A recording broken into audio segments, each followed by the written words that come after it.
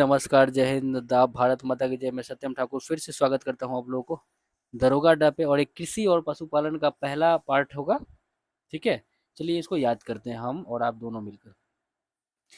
जनगणना 2011 के अनुसार देश का 55% आबादी जीविका के लिए कृषि पर निर्भर है। तो दोस्तों इसको बड़ा कर देते हैं। चलिए, कहता है कि जनगणना 2011 के अनुसार देश का 55% आबादी जीविका के लिए कृषि पर निर्भर करती है। कितना प्रतिशत? 55%। कृषि 7वीं अनुसूची की राज्य सूची का विषय है। कृषि 7वीं अनुसूची का कृषि राज्य सूची के अंतर्गत रखा गया है। चलिए, ठीक है। और स्वतंत्र भारत के पहले कृषि मंत्री डॉक्टर राजेंद्र प्रसाद थे। स्वतंत्र भारत के प्रथम कृषि मंत्री डॉक्टर राजेंद्र प्रसाद बने थे। देश में प्रथम कृषि विश्वविद्यालय गोविंद बल्लभ पंत कृषि विश्वविद्यालय की स्थापना 1960 में पंतनगर उत्तराखंड में हुआ था।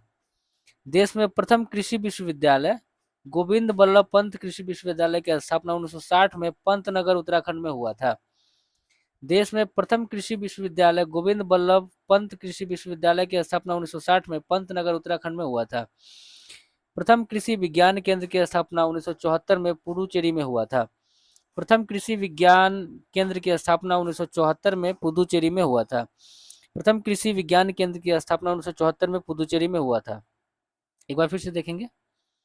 देश के प्रथम कृषि विश्वविद्यालय का नाम गोविंद बल्लभ पंत कृषि विश्वविद्यालय है। देश का प्रथम कृषि विश्वविद्यालय का नाम है गोविंद बल्लभ पंत कृषि विश्वविद्यालय। उसका स्थापना दोस्तों 1960 में हुआ है पंतनगर, मतलब उत्तराखंड में, ठीक है। अच्छा, प्रथम कृषि विज्ञान केंद्र की स्थापना 1974 में हुआ था पुडुचेरी में। प्रथम कृषि विज्ञान केंद्र की स्थापना 1974 में पुडुचेरी में हुआ था। आगे बढ़ते हैं।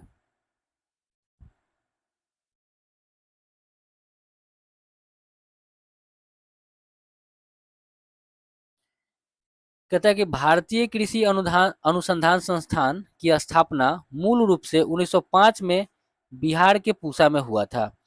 भारतीय कृषि अनुसंधान संस्थान की स्थापना मूल रूप से 1905 में बिहार के पूसा में हुआ था। वर्तमान में भारतीय कृषि अनुसंधान संस्थान पूसा कैंपस दिल्ली में है। वर्तमान में भारतीय कृषि अनुसंधान संस्थान पूसा कैंपस दिल्ली में है। भारतीय कृषि का इतिहास नामक पुस्तक एम.एस. रंधावा ने लिखा है। भारतीय कृषि का इतिहास नामक पुस्तक एम.एस. रंधावा ने लिखा है। विश्व वन्य दिवस 21 मार्च को मनाते हैं। विश्व वन्य दिवस 21 मार्च को मनाते हैं। एक बार फिर से। भारतीय कृषि अनुसंधान संस्थान की स्थापना मूल रूप से 1905 में बिहार के पूसा में हुआ है, ठीक है। अच्छा, वर्तमान में भारतीय कृषि अनुसंधान संस्थान पूसा कैंपस दिल्ली में है।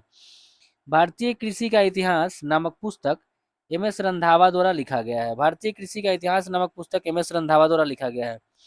विश्व वन्य दिवस 21 मार्च को मनाया जाता है। विश्व वन्य दिवस 21 मार्च को मनाते हैं। हरित क्रांति का विश्व स्तरीय जन्मदाता नॉर्मन ई बोरलॉग अमेरिका के निवासी हैं को माना जाता है। हरित क्रांति का विश्व स्तरीय जन्मदाता नॉर्मन ई बोरलॉग को माना जाता है। हरित क्रांति का विश्व स्तरीय जन्मदाता नॉर्मल ई बोरलॉग को मानते हैं। अच्छा, बोरलॉग पुरस्कार कृषि क्षेत्र से संबंधित है। भारत में हरित क्रांति की शुरुआत 1967-68 में हुआ है। एम.एस. स्वामीनाथन को भारतीय कृषि क्रांति का जनक मानते हैं। हरित क्रांति का जनक देश मेक्सिको है। हरित क्रांति का शुरुआत सबसे पहले दोस्तों मेक्सिको में हुआ। एक बार फिर से देखेंगे। हरित क्रांति का विश्व स्तरीय जन्मदाता, विश्व स्तर पर जन्मदाता नॉर्मल ई बोरलॉग है, ठीक है, जो कहाँ के हैं? अमेरिका के हैं। अच्छा, बोरलॉग पुरस्कार कृषि क्षेत्र से संबंधित है। भारत में हरित क्रांति की शुरुआत 1967-68 में एम.एस. स्वामीनाथन के समय, मतलब उन्होंने ही किया था, ठीक है। तो एम.एस. स्वामीनाथन को भारत में कृषि क्रांति का जनक माना जाता है। हरित क्रांति का जनक देश मैक्सिको है। हरित क्रांति का जनक देश मैक्सिको है। हरित क्रांति शब्द का प्रयोग सबसे पहले अमेरिका के डॉक्टर विलियम गॉड ने किया था। हरित क्रांति शब्द का प्रयोग सबसे पहले अमेरिका के डॉक्टर विलियम गॉड ने किया था। हरित क्रांति शब्द का प्रयोग सबसे पहले अमेरिका के डॉक्टर विलियम गॉड ने किया था। भारत में हरित क्रांति सबसे पहले पंजाब में आया। भारत में हरित क्रांति सबसे पहले पंजाब में आया, जिसका सर्वाधिक प्रभाव गेहूं पर पड़ा। भारत में हरित क्रांति सबसे पहले कहाँ आया? पंजाब में आया, जिसका सर्वाधिक प्रभाव गेहूं पर पड़ा। गेहूं के लिए औसत तापमान 10 से 25 डिग्री सेल्सियस होना चाहिए। गेहूं के लिए तापमान कितना होना चाहिए? 10 से 25 डिग्री, तथा वार्षिक वर्षा 50 से 75 सेंटीमीटर जरूरी होता है। गेहूं के लिए औसत तापमान 10 से 25 डिग्री सेल्सियस होना चाहिए, और वार्षिक वर्षा दोस्तों 50 से 75 सेंटीमीटर होता है। अच्छा, ग्लूटीन नामक प्रोटीन गेहूं में पाया जाता है। ग्लूटीन नाम का प्रोटीन गेहूं में पाया जाता है। गेहूं उत्पादन में चीन प्रथम है और भारत दूसरा है। गेहूं उत्पादन में दोस्तों चीन प्रथम है और भारत दूसरा है। एक बार फिर दोस्तों इसको देखेंगे। हरित क्रांति शब्द का प्रयोग देखेंगे इसको। हरित क्रांति शब्द का प्रयोग सबसे पहले अमेरिका के डॉक्टर विलियम गॉड ने किया था। हरित क्रांति शब्द का प्रयोग सबसे पहले अमेरिका के डॉक्टर विलियम गॉड ने किया था। भारत में हरित क्रांति सबसे पहले पंजाब में आया, जिसका सर्वाधिक प्रभाव गेहूं पर पड़ा। गेहूं के लिए औसत तापमान 10 से 25 डिग्री सेल्सियस होता है, तथा वार्षिक वर्षा 50 से 75 सेंटीमीटर जरूर होता है। गेहूं के लिए औसत तापमान 10 डिग्री से 25 डिग्री माना जाता है, और वार्षिक वर्षा 50 से 75 सेंटीमीटर जरूरी होता है। ग्लूटीन नामक प्रोटीन गेहूं में पाया जाता है। ठीक है। अच्छा, गेहूं उत्पादन में चीन प्रथम है और भारत दूसरा है। गेहूं उत्पादन में अग्रणी राज्य उत्तर प्रदेश है। भारत में गेहूं उत्पादन में अग्रणी राज्य उत्तर प्रदेश है। गेहूं का वनस्पति नाम ट्रिटिकम एस्टिवम है। गेहूं का वानस्पतिक नाम ट्रिटिकम एस्टिवम है। गेहूं का वानस्पतिक नाम ट्रिटिकम एस्टिवम है। सोना कल्याण सोना कल्याण अर्जुन गेहूं की किस्म है। सोना कल्याण भी और अर्जुन भी गेहूं की किस्म है। सोना भी, कल्याण और अर्जुन भी गेहूं का किस्म है। गेहूं में 42 और चावल में 24 गुणसूत्र होते हैं। गेहूं में 42 गुणसूत्र होता है, लेकिन चावल में 24 गुणसूत्र होता है। गेहूं के लिए सबसे उपयुक्त मिट्टी जलोढ़ है। गेहूं के लिए सबसे उपयुक्त मिट्टी जलोढ़ है। गेहूं में विटामिन B1, B2 तथा B6 पाया जाता है। गेहूं में विटामिन B1, B2 और B6 पाया जाता है। एक बार फिर, गेहूं उत्पादन में चीन पहला है, भारत दूसरा है। गेहूं उत्पादन में अग्रणी राज्य उत्तर प्रदेश है। गेहूं का वनस्पतिक नाम ट्रिटिकम एस्टिवम है। सोना कल्याण अर्जुन गेहूं का किस्म है। गेहूं में 42 गुणसूत्र होता है। गेहूं में 42 गुणसूत्र होता है, लेकिन चावल में 24 होता है। गेहूं के लिए सबसे उपयुक्त मिट्टी जलोढ़ मिट्टी है। गेहूं के लिए सबसे उपयुक्त मिट्टी जलोढ़ मिट्टी है। गेहूं में विटामिन B1, B2, B6 पाया जाता है। गेहूं में विटामिन B1, B2 और B6 पाया जाता है। गेहूं में विटामिन B1, B2 और B6 पाया जाता है। गेहूं में रस्ट रोग कवक के कारण होता है। गेहूं में जो रस्ट रोग होता है कवक के कारण। चावल का वनस्पतिक नाम ओराइजा सटाइवा है। चावल का वनस्पतिक नाम ओराइवा सटाइवा है, जो ग्रेमनी कुल का पौधा है। मतलब गेहूं भी दोस्तों ग्रेमनीय कुल का है। ठीक है, चावल और गेहूं दोनों ग्रेमनी कुल का ही पौधा है। ठीक है, तो चावल का वनस्पतिक नाम ओराइजा सटाइवा है, जो ग्रेमनी कुल का पौधा है, और गेहूं भी ग्रेमनी कुल का ही पौधा है। चावल में कार्बोहाइड्रेट 76%, प्रोटीन 6 से 7% तथा वसा 2.5% विद्यमान होता है। चावल में कार्बोहाइड्रेट 76% होता है। चावल में दोस्तों कार्बोहाइड्रेट 76% होता है, प्रोटीन 6 से 7% तथा वसा 2.5% विद्यमान होता है। ठीक है, गेहूं में चावल में कार्बोहाइड्रेट 76%, प्रोटीन 6 से 7% तथा वसा 2.5% विद्यमान होता है। चावल की खेती के लिए औसत तापमान 25 डिग्री चाहिए। चावल की खेती के लिए औसत तापमान 25 डिग्री चाहिए, तथा वार्षिक वर्षा 100 सेंटीमीटर जरूरी होता है। चावल की खेती के लिए औसत तापमान 25 डिग्री और वार्षिक वर्षा दोस्तों 100 सेंटीमीटर होना जरूरी होता है। चावल को पॉलिश करने या ज़्यादा धोने पर विटामिन B1 नष्ट हो जाता है।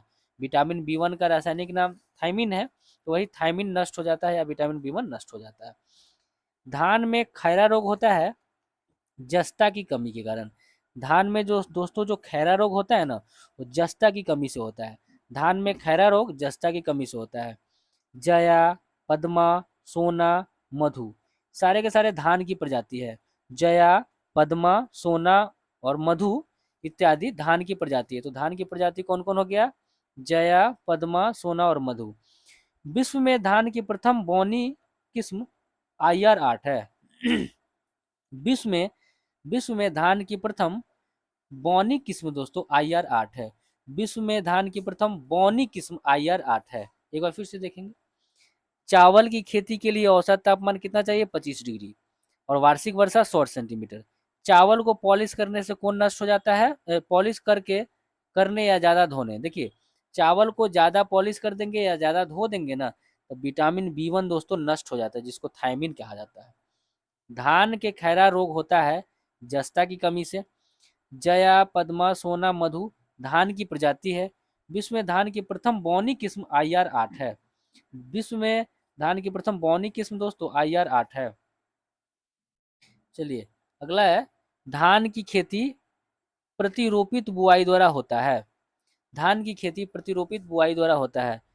पूसा 444, पूसा 444 गेहूं का उन्नत किस्म है। पूसा 444 गेहूं का सबसे उन्नत किस्म है। तो पूसा 444 क्या है? गेहूं का सबसे उन्नत किस्म।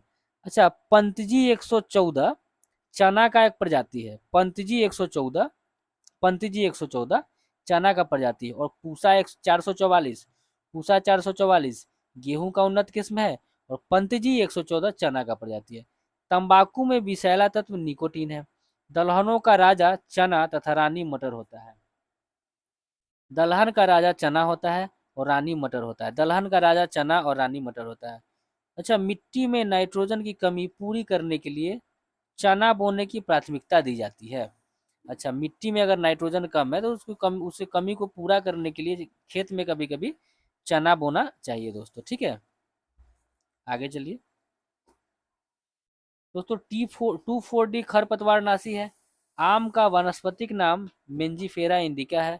हॉर्टिकल्चर बागवानी से संबंधित है तथा ओलेरीकल्चर साग सब्जियों से संबंधित है। ठीक है, तो हॉर्टिकल्चर बागवानी से संबंधित है तथा ओलेरीकल्चर साग सब्जियों के उत्पादन से संबंधित है। वनों और जंगलों का अध्ययन सिल्वीकल्चर कहलाता है। वनों और जंगलों का अध्ययन सिल्वीकल्चर कहलाता है। वृक्ष वृक्षों वनस्पतियों की खेती का अध्ययन वृक्ष संवर्धन कहलाता है। वृक्षों वनस्पतियों की खेती का अध्ययन वृक्ष संवर्धन कहलाता है। एक बार फिर देखेंगे। 2,4-D खरपतवारनाशी है। आम का वानस्पतिक नाम मेंजीफेरा इंडिका है। हॉर्टिकल्चर बागवानी से संबंधित है तथा ओलेरीकल्चर साग सब्जी के उत्पादन से संबंधित है। हॉर्टिकल्चर बागवानी से संबंधित है तथा ओलेरीकल्चर साग सब्जियों के उत्पादन से संबंधित है। वनों और जंगलों का अध्ययन सिल्वीकल्चर कहलाता है। वनों और जंगलों का अध्ययन सिल्वीकल्चर। अच्छा, वृक्षों वनस्पतियों की खेती का अध्ययन वृक्ष संवर्धन कहलाता है, माने एर्बोरिकल्चर। एर्बोरिकल्चर वनों वनस्पतियों की खेती का अध्ययन। ठीक है, समझिएगा। वन और जंगलों का अध्ययन तो सिल्वीकल्चर, वन और जंगलों का अध्ययन सिल्वीकल्चर, वन और जंगल का अध्ययन तो सिल्वीकल्चर हो गया। लेकिन वृक्ष वनस्पतियों की खेती, वृक्षों वनस्पतियों की खेती का अध्ययन वृक्ष संवर्धन या एब्रोरिकल्चर एर्बोरिकल्चर कहलाता है। आगे चलते हैं दोस्तों। फलों का अध्ययन पोमोलॉजी। अंगूर का लता टमाटर की प्रजाति है। अंगूर का जो लता है वह टमाटर की प्रजाति है। अंगूर का लता टमाटर की प्रजाति है। कल्याण पत्ता गोभी की उपजाऊ किस्म है। कल्याण पत्ता गोभी की उपजाऊ किस्म है। कल्याण पत्ता गोभी की उपजाऊ किस्म है। मक्का में पाया जाने वाला प्रोटीन जीन है। मक्का में पाया जाने वाला प्रोटीन जीन है। मक्का में पाया जाने वाला प्रोटीन जीन है। मक्का में पाया जाने वाला प्रोटीन जीन है। ब्लास्ट रोग धान से, हरित बाली रोग बाजरा से और अग्नि निर्जा रोग सेब से होता है। ठीक है, कहता है कि ब्लास्ट रोग धान से संबंधित है। ब्लास्ट रोग धान से संबंधित है। हरित बाली रोग बाजरा से संबंधित है। हरित बाली रोग बाजरा से संबंधित है और अग्नि निर्जा रोग सेब से संबंधित है। अग्नि निर्जा रोग सेब से संबंधित है। ठीक है, आगे बढ़ते हैं, फिर से एक बार इसको देखेंगे। फलों का अध्ययन पोमोलॉजी। अंगूर का लता टमाटर की प्रजाति है। अंगूर का जो लता है वो टमाटर की प्रजाति है। कल्याण पत्ता गोभी की उपजाऊ किस्म है। कल्याण पत्ता गोभी की उपजाऊ किस्म है। मक्का में पाया जाने वाला प्रोटीन जीन है। मक्का में पाया जाने वाला प्रोटीन जीन है। मक्का में पाया जाने वाला प्रोटीन जीन है। ब्लास्ट रोग धान से संबंधित है। ब्लास्ट रोग धान से संबंधित है। हरित बाली रोग बाजरा से संबंधित है। हरित बाली रोग बाजरा से संबंधित है। हरित बाली रोग बाजरा से संबंधित है। अग्नि नीरजा रोग सेब से संबंधित है। अग्नि नीरजा रोग सेब से संबंधित है। ठीक है, अग्नि नीरजा रोग सेब से संबंधित है। चलिए, श्वेत क्रांति दूध उत्पादन में तीव्र वृद्धि के लिए से संबंधित है, जिसे सार्थक करने के लिए 1970 में ऑपरेशन फ्लड की शुरुआत राष्ट्रीय डेयरी विकास बोर्ड द्वारा किया गया था।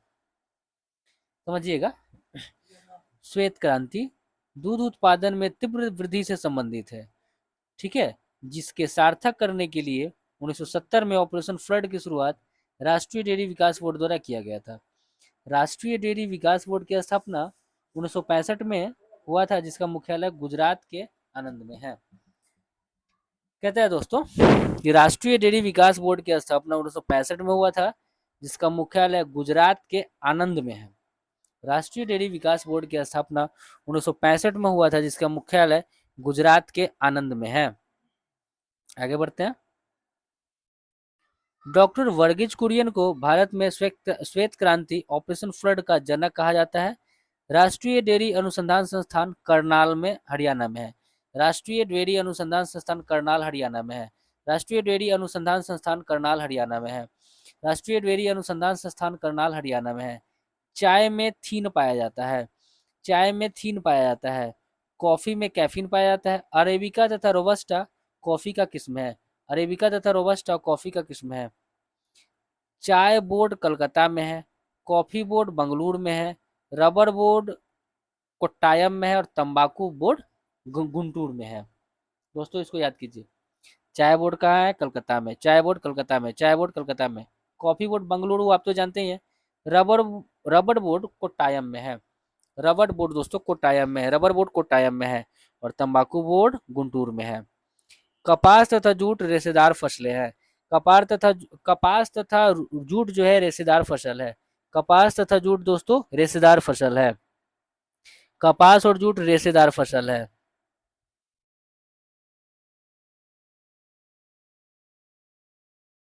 देखेंगे, चाय में लाल रस्ट रोग हरे शैवाल के कारण होता है।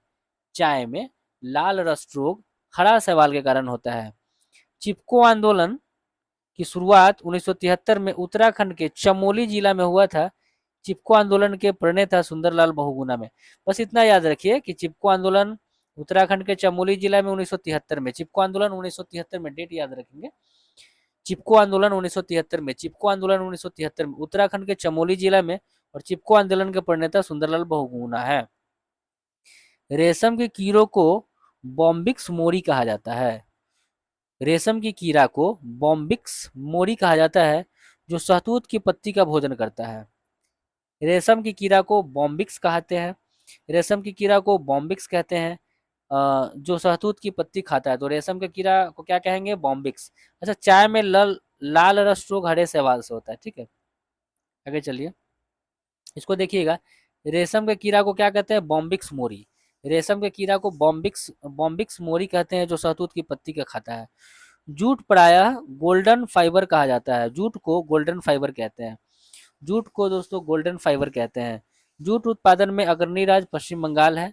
जूट उत्पादन में सबसे आगे पश्चिम बंगाल है। चाय, कॉफी, रबर, कपास, तंबाकू, जूट, मूंगफली इत्यादि नकदी फसल है।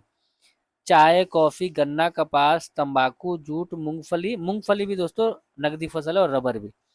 आलू एक प्रकार का तना है। आलू एक प्रकार का तना है। फिर से देखेंगे, जूट प्रायः गोल्डन फाइबर, जूट को गोल्डन फाइबर कहते हैं। जूट में उत्पादन अग्रणी राज्य पश्चिम बंगाल है।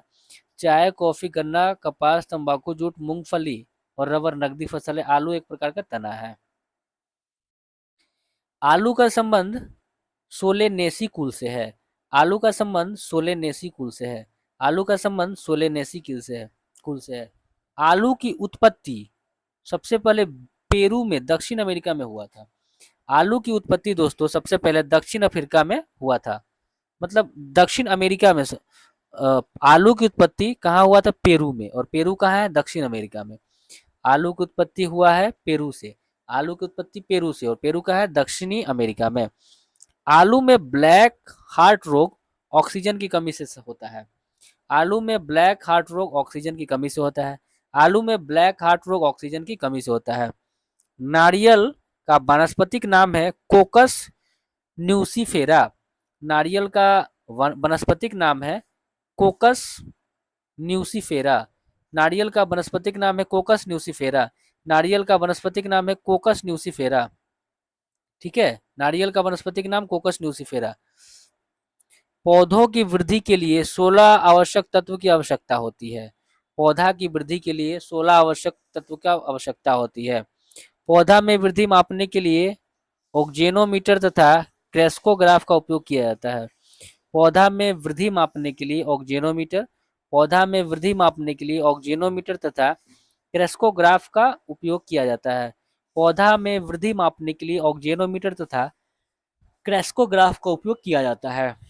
मलेरिया के रोकथाम के लिए कारगर औषधि सिनकोना की छाल से प्राप्त होता है। देखिए, दालचीनी पौधा के छाल से ही प्राप्त होता है। एक बार फिर से देखेंगे। पौधा की वृद्धि के लिए 16 आवश्यक तत्व है। पौधा में वृद्धि मापने के लिए ऑक्जेनोमीटर का तथा क्रेस्कोग्राफ का उपयोग करते हैं। पौधा में वृद्धि को मापने के लिए ऑक्जेनोमीटर तथा क्रेस्कोग्राफ, पौधा में वृद्धि मापने के लिए ऑक्जेनोमीटर तथा क्रेस्कोग्राफ का प्रयोग करते हैं। मलेरिया के रोकथाम के लिए सिनकोना की छाल का प्रयोग करते हैं। दालचीनी भी पौधा की छाल से ही प्राप्त होता है। हल्दी तथा जूट तना से प्राप्त होता है। हल्दी तथा जूट तना से प्राप्त होता है। हल्दी तथा जूट दोस्तों तना से प्राप्त होता है। लौंग पौधा के पुष्प कलिका से प्राप्त होता है।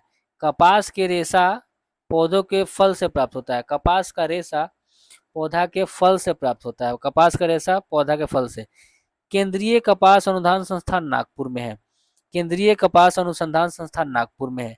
गुलाबी कीट कपास से संबंधित है। गुलाबी कीट कपास से संबंधित है। गुलाबी कीट कपास से संबंधित है। अच्छा, गांधी कीट धान से संबंधित है। गांधी कीट धान से संबंधित है। मशरूम तो एक फंजाई होता है। एक बार फिर से देखेंगे। हल्दी तथा जूट तना से प्राप्त किया जाता है। हल्दी तथा जूट तना से प्राप्त करते हैं। लौंग पुष्प कलिका से। कपास के रेशे पौधे के फल से प्राप्त होते हैं। केंद्रीय कपास अनुसंधान केंद्र नागपुर में है। केंद्रीय कपास अनुसंधान संस्थान नागपुर में है। गुलाबी कीट कपास से संबंधित है। गुलाबी कीट कपास से संबंधित है। गांधी कीट धान से संबंधित है। गांधी कीट धान से संबंधित है। मशरूम एक फंजाई है। मशरूम एक फंजाई है। मशरूम एक फंजाई है। सबसे ज्यादा प्रोटीन सोयाबीन में 40 से 46% पाया जाता है, जिसकी उत्पत्ति चीन में हुई है।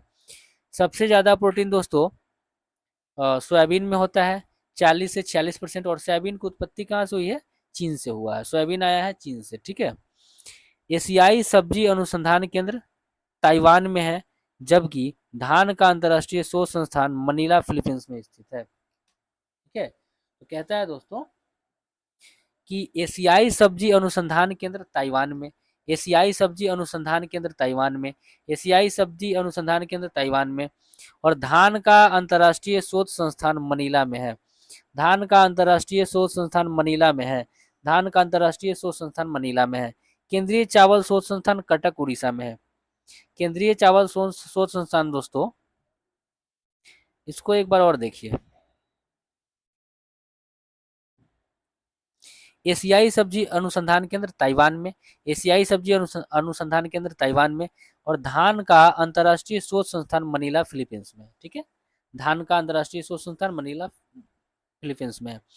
केंद्रीय चावल शोध संस्थान कटक में है तथा केंद्रीय तंबाकू शोध संस्थान राजमुंदरी में आंध्र प्रदेश में। ठीक है, आगे देखिए।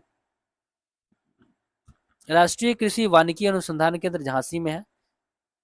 राष्ट्रीय कृषि वानिकी अनुसंधान केंद्र झांसी में है। राष्ट्रीय कृषि वानिकी अनुसंधान केंद्र झांसी उत्तर प्रदेश में है। भारत में सिंचाई कुआं और नलकूपों से होता है। भारत में सिंचाई कुआं और नलकूप से होता है। उम्मीद करते हैं दोस्तों सेशन आपको याद हो गया होगा। ठीक है, एक दो बार वीडियो और देखेंगे, पूरा याद हो जाएगा। तब तक स्वस्थ रहें, अपना ख्याल रखें और अपनों का ख्याल रखें। जय हिंद।